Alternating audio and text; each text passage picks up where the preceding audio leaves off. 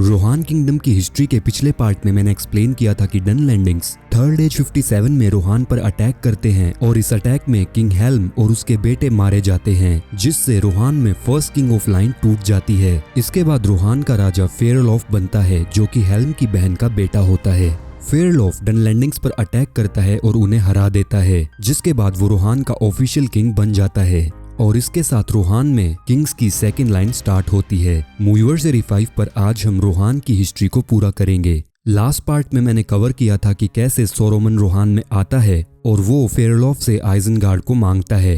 फेयरलॉफ सोरोमन पर ट्रस्ट करता है और वो उसे आइजनगार्ड में रहने की इजाजत दे देता है। स्टार्टिंग में सोरोमन रोहान की काफी मदद करता है। वो आइजनगार्ड के एरिया से सारे डनलैंडिंग्स को हटा देता है, लेकिन जल्दी ही सोरोमन बदलने वाला था। फेयरलॉफ 39 इयर्स तक राज करता है और 2798 में उसकी डेथ हो जाती है। इसके बाद ब्रीटा, जो फेयरलॉफ का बेटा होता है, वो रोहान का अगला किंग बनता है। ब्रीटा रोहान के लोगों की काफी मदद करता है और रोहान के लोग उसे लियोफा कहकर बुलाते हैं, जिसका मीनिंग होता है बिलव्ड। आने वाले सालों में रोहान के वेस्टर्न बॉर्डर्स पर डनलैंडिंग्स के साथ ब्रीटा के छोटे मोटे कॉन्फ्लिक्ट्स होते हैं। इसके बाद 2799 थर्ड एज में मिस्टी माउंटेन्स में ड्रॉफ और ऑक्स का वॉर होता है। यहाँ पर ड्रॉफ्स ऑक्स को हरा देते हैं और जो ऑक्स इस बैटल में बच जाते हैं वो रोहान के वेस्टर्न पार्ट में आकर व्हाइट माउंटेन्स में रहने लग जाते हैं। इसी साल ब्रीटा का इन ऑक्स से भी कॉन्फ्लिक्ट होता है और अगले 43 इयर्स तक ब्रीटा ने लगभग इन सभी ऑक्स को मार दिया था। इसके बाद 2780 में ब्रीटा का बेटा वोल्डा रोहान का अगला किंग बनता है।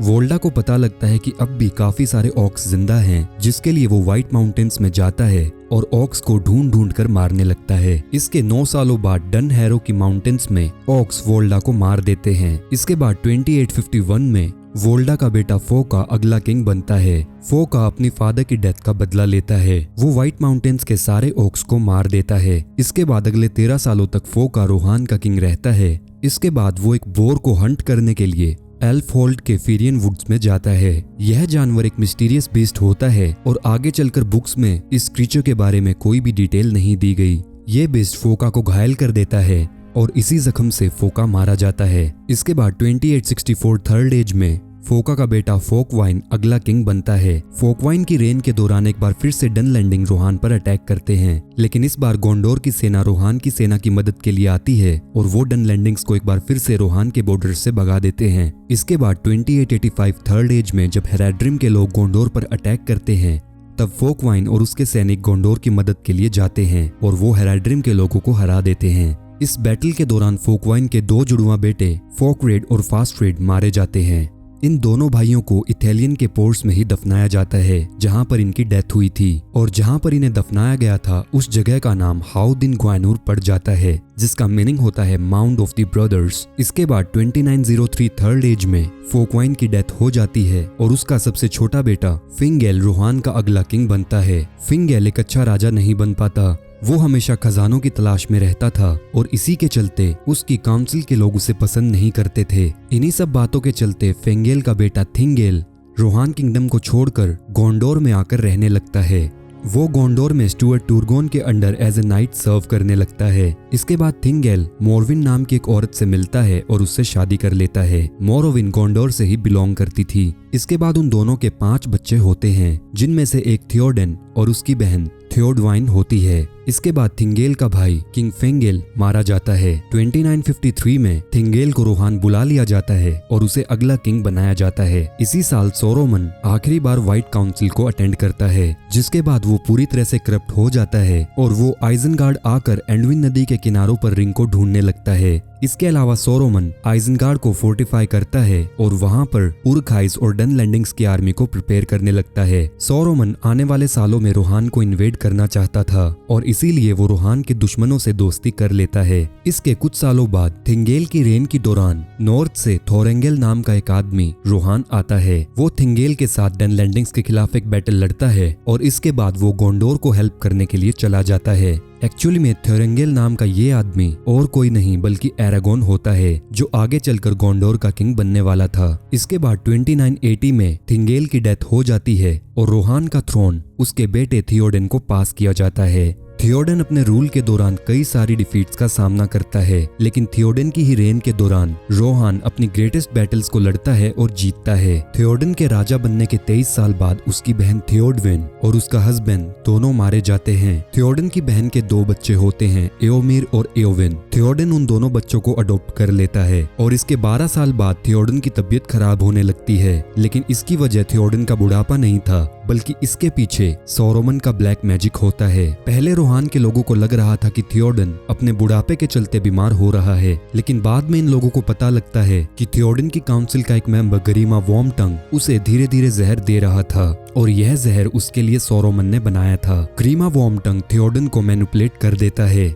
और सॉरोमन डनलैंडिंग्स और ऑक्स को इजाजत देता है कि वो रोहान के बॉर्डर्स को इन्वेड करें ताकि रोहान किंगडम वीक हो जाए और वो इजीली रोहान को कॉन्कर कर सके। इन्हीं बैटल्स के चलते 3019 में थियोडन का बेटा थेड्रेड ऑक्स से लड़ाई करता हुआ फोर्ट ऑफ आइजन के पास मारा जाता है। इस टाइम तक गरीमा थियोडन को बहुत वीक कर चुका था और रोहान में अब एओमिर ही ऐसा मार्शल बचा था जिससे गरीमा और सॉरोमन डरते थे। एओमिर थियोडन के लिए लॉयल होता है। एओमिर अब भी डनलैंडिंग्स और ऑक्स को हंट कर रहा था। इसी के चलते गरीमा वॉर्मटंग थियोडन को एओमिर के खिलाफ भड़काता है और थियोडन उसे रोहान से चले जाने को बोल देता है। इस टाइम पर रोहान में 3 आर्मी मार्शल्स थे। इनमें से फर्स्ट चीफ थियोडन खुद होता है जो बीमार था, सेकंड चीफ ऑफ कमांड थियोडन का बेटा थेड्रेड होता है जो मारा जा चुका था और थर्ड चीफ एओमिर रोहान से निकाला जा चुका था। इसीलिए सॉरोमन को रोहान की आर्मी का डर नहीं होता। लेकिन इन्हीं दिनों में 3019 में गैंडोल्फ, एरागॉन, गिम्बली और लेगोलेस रोहान पहुंचते हैं। यहाँ पर गैंडोल्फ थियोडन के ऊपर जो सॉरोमन का ब्लैक मैजिक होता है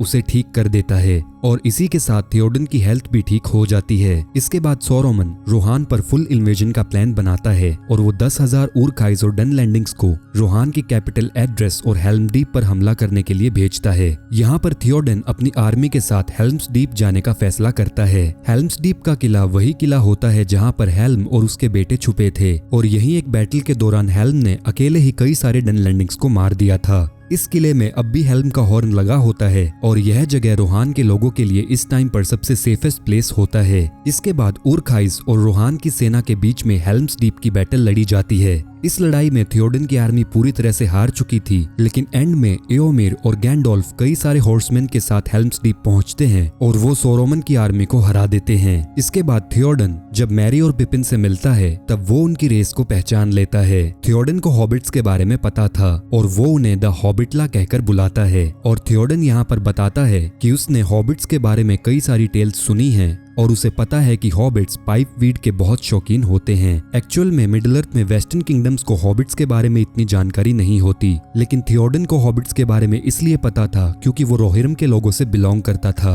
और रोहिरम के लोग पहले इथियोड के लोगों के नाम से जाने जाते थे जो कि वेल्स ऑफ एंडविन नदी के किनारे पर रहते थे और इसी एरिया में स्टुअर्ट हॉबिट्स भी रहते थे। इसीलिए रोहिरम के लोग और हॉबिट्स एक दूसरे को जानते थे और कई बार एक दूसरे से मिलते थे। आइजनगार्ड में सॉरोमन से डील करने के बाद थियोडन अपने लोगों के साथ रोहान की कैपिटल एड्रेस में वापस आ जाता है और जब वो एड्रेस में पहुंचता है उसी दिन गोंडोर से एक मैसेंजर रेड एरो लेकर थियोडन से मिलता है। वो इस रेड एरो को थियोडन को देता है और उसे रोहान और गोंडोर की अलायंस की ओथ याद दिलाता है और थियोडन से रोहान की मदद करने के लिए कहता है। इसके बाद थियोडन रोहान से 6000 सोल्जर्स को इकट्ठा करता है और वो गोंडोर के रास्ते पर निकल जाता है ताकि वो सोरोन के खिलाफ होने वाली बैटल में गोंडोर की मदद कर सके। इसके बाद थियोडन और उसकी आर्मी जब ड्यूनड्रैन फॉरेस्ट में पहुंचती है तब वो वहां पर कुछ लोगों को देखती है। पहले थियोडन इन्हें ऑक्स समझता है, लेकिन जब वो उनके करीब जाते हैं तब उन्हें पता लगता है कि ये ऑक्स जैसे दिखने वाले लोग असल में ड्यूरोडाइन हैं। इसके बाद थियोडन ड्यूरोडाइन के लीडर गान बुरीगान से मिलता है और यहाँ पर बुरीगान थियोडन को हेल्प ऑफर करता है।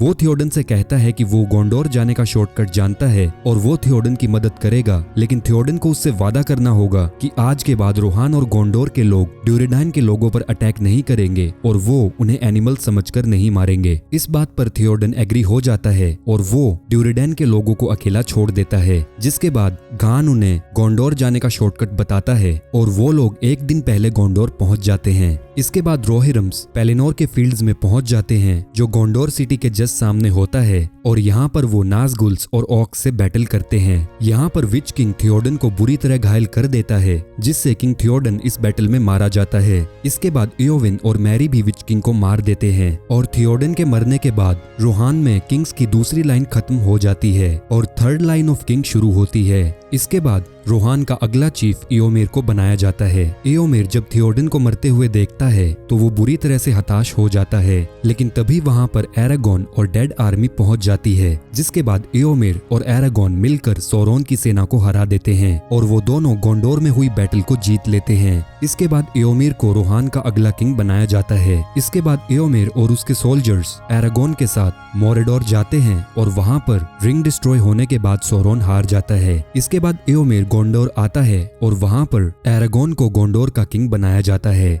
इसके बाद अगस्त 10 को एओमिर थियोडन की बॉडी लेकर रोहान के लिए वापस चला जाता है। एओमिर की बहन एओविन फेरामीर से शादी कर लेती है। यहाँ पर एओमिर और एओविन मैरी को एक रोहिरम नेम देते हैं। वो मैरी को होल्डवाइन कहकर बुलाते हैं जिसका मीनिंग होता है लॉयल फ्रेंड। इसके अलावा एओविन मैरी को रोहिरम्स का एक हॉर्न गिफ्ट करती है। यह हॉर्न स्पेशल होता है। यह हॉर्न इथियोड के पहले लॉर्ड एओरिल को बिलोंग करता था। रोहान की हिस्ट्री यहीं खत्म नहीं होती। रोहान का किंग एओमिर एरागोन के साथ एक बार फिर से अलायंस बनाता है और वो दोनों ईस्टरलिंग्स के साथ कई सारे बैटल्स को लड़ते हैं और जीतते हैं। इन सभी बैटल्स को जीतने के बाद एओमिर को एओमिर एडिंग बुलाया जाता है जिसका मीनिंग होता है द ब्लेस्ड मैन। इसके आगे एओमिर के रूल के दौरान रोहान में एक बार फिर से पीसफुल टाइम आ जाता है और यह पीसफुल टाइम अगले कई सालों तक चलता है। इसके बाद 3021 में एओमिर डोल एमरोद के प्रिंस इमराहिल की बेटी लुथेरियल से शादी करता है, जिसके बाद उन दोनों का एक बेटा होता है जिसका नाम एल्फवाइन रखा जाता है।